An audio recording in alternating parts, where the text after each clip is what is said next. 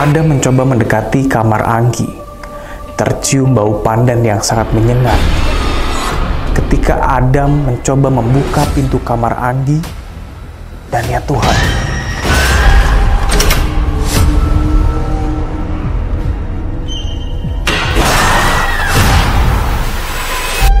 halo kerabat Nightmare, saya Arman. Selamat datang di Kismis, Kisah Mistis. Kisah mistis kali ini diceritakan oleh Adam. Dia seorang mahasiswa yang kuliah dan juga ngekos di daerah Yogyakarta. Dan cerita ini dialami oleh teman satu kosan Adam, namanya Anggi. Cerita berawal dari ketika datangnya Anggi ke kosan yang Adam tinggali. Ya benar, kosan ini memang kosan campur. Cewek dan cowok ada di kosan ini. Tapi, kosan ini juga terkenal cukup bersih dan juga mahal. Anggi berasal dari kota Ciamis, dan ini kali pertama dia tinggal di Yogyakarta. Anggi ini cewek yang cukup ramah dan selalu menjadi pusat perhatian seluruh penghuni kosan. Dan Anggi pun selalu menggunakan pakaian yang cukup seksi, bahkan ketika dia ke kampus pun tidak jarang dia memakai outfit yang lumayan terbuka. Menurut Adam, Anggi memang terbiasa berdandan seperti itu. Toh memang tidak ada yang melarang. Terakhir, mantannya si Anggi ini putus karena terlalu sering komplain terkait penampilan Anggi yang terlalu seksi. Anggi itu ramah kepada siapapun, bahkan tak jarang teman-temannya di kosan, baik cewek maupun cowok, ketika kebetulan kehabisan air mineral ataupun hanya pingin mie instan, mereka bisa ambil langsung masuk ke kamar Anggi. Dan siang itu, si Adam mengetuk pintu kamar Anggi. "Masuk, gak dikunci," kata Anggi dari dalam kamarnya. Si Adam pun langsung masuk ke kamar Anggi. Awal-awal masuk dan bertamu ke kamar Anggi, Adam merasa cukup kikuk dan bingung sendiri. Ya, Adam cukup grogi karena Anda pasti bisa nebak. Si Anggi, kalau di kos, dia cuma pakai setelan tank top dan juga hot pants, tanpa bra. Dan seperti itu sudah Anggi anggap biasa aja. Toh tidak ada teman yang berani macam-macam. Karena walaupun Anggi cukup ramah, dia sebenarnya cukup tegas juga. Jadi kalau misal ada teman yang mulai aneh-aneh, pasti Anggi juga berani untuk melawan. Siang itu Adam ke kamar Anggi hanya ingin meminjam korek kompor untuk memasak mie instan di dapur kos. Dan Adam melihat Anggi sedang santai di atas tempat tidur, sibuk memainkan handphonenya. Setelah korek api didapat oleh Adam memang tidak langsung pergi meninggalkan kamar Anggi. Adam bertanya ke Anggi, "Lagi nonton apa di HP? Serius benar?" Dengan nada datar, Anggi pun menjawab, "Nanti dikasih tahu malah pengen." "Hah?" Adam seperti tergoda, tapi dia tahu sendiri kalau memang Anggi itu anaknya suka ceplas-ceplos gitu. Sambil tersenyum kecut, Adam ngeloyor keluar kamar. Belum sempat pintu ditutup, Anggi pun bilang, "Dam, memang gendero bisa gituan ya?" Pertanyaan Anggi ini cukup membuat Adam tertawa dan berpikir konyol. Adam pun celetuk, "Mau cobain? Pindah aja coba ke kamar paling pojok." Anggi pun menjawab, "Hah? Kamar paling pojok?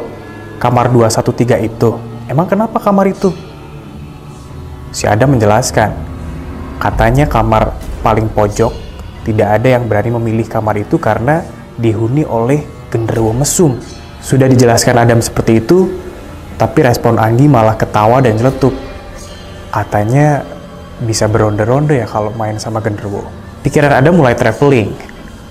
Tapi Adam menjawab, "Ya kalau kamu penasaran, coba pindah aja ke kamar 213. Terus Anggi menjawab lagi, "Lagian mana ada genderuwo ngekos? Emang dia kuliah apa di Jogja?" Anggi dan Adam pun akhirnya tertawa. Saat itu Adam menyimpulkan kalau Anggi hobi dengan hal-hal mistis. Tapi kenapa hal mistis yang hubungannya ke arah mesum ya? Sampai jam 9 malam, Anggi belum juga mandi. Adam mengetahui hal ini karena waktu Adam mau cari makan keluar, dia melewati kamar Anggi. Dan Anggi masih terlihat mengenakan baju yang sama, dengan posisi yang cukup membuat jiwa muda bergejolak. Maklum, Adam bisa lihat karena pintu kamar Anggi ini memang nggak tahu sengaja atau tidak disengaja tidak tertutup rapat.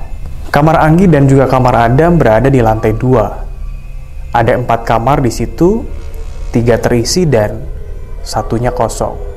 Iya, kamar yang katanya dihuni oleh genderuwo mesum itu, di kamar 213, memang kosong. Entah setan apa yang mempengaruhi Anggi pada malam hari itu. Dia terlihat hanya bermalas-malasan di tempat tidur, nonton TV, nyemil, dan yang paling membuat Adam penasaran adalah HP yang dipegang oleh Anggi seperti tidak lepas-lepas dari genggamannya. Dan sesekali terdengar suara rintihan, musik-musik horor, dan maaf, terdengar juga suara seperti orang berbuat. Semua suara tadi terdengar jelas oleh Adam, karena memang jarak pintu kamar Anggi dan juga Adam hanya berhadapan dan agak serong. Jam 11 malam, Adam pun mulai ngantuk setelah mengerjakan beberapa kerjaan kampus. Adam beranjak dari kursi dan melepaskan earphone yang dari tadi menempel di kuping Adam. Saat dia hendak mengunci pintu, dia dengar lagi suara rintihan dari kamar Anggi. Adam mencoba membuka pintu kamarnya dan mencoba melongok keluar. Tapi dia tiba-tiba berpikir, paling suara itu juga dari HP-nya Anggi. Seketika itu Adam mengurungkan rencananya untuk mengecek kamar Anggi. Adam pun mulai memejamkan mata, tapi dia teringat, kan sore tadi lampu kamar Anggi masih nyala. Tapi kok tadi gelap ya? Tapi, sudahlah. Mungkin memang Anggi sudah mematikan lampu kamarnya dan bersiap untuk tidur. Saat Adam mulai menarik selimutnya, tiba-tiba terdengar suara erangan kasar yang sangat jelas sekali. Adam bingung itu suara apa.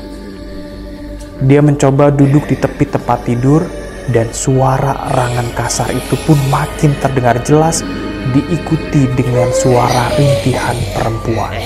Adam mencoba keluar kamar dan mencari dari mana sumber suara itu. Dan ternyata suara itu berasal dari kamar Anggi. Adam mencoba mendekati kamar Anggi. Tercium bau pandan yang sangat menyengat. Ketika Adam mencoba membuka pintu kamar Anggi, dan ya Tuhan, dalam keadaan gelap dilihatnya samar. Anggi dalam posisi telentang mengambang di atas tempat tidur. Seperti setengah kayang, tubuhnya terangkat dan di atasnya terlihat bayangan hitam, besar dan sangat menyeramkan.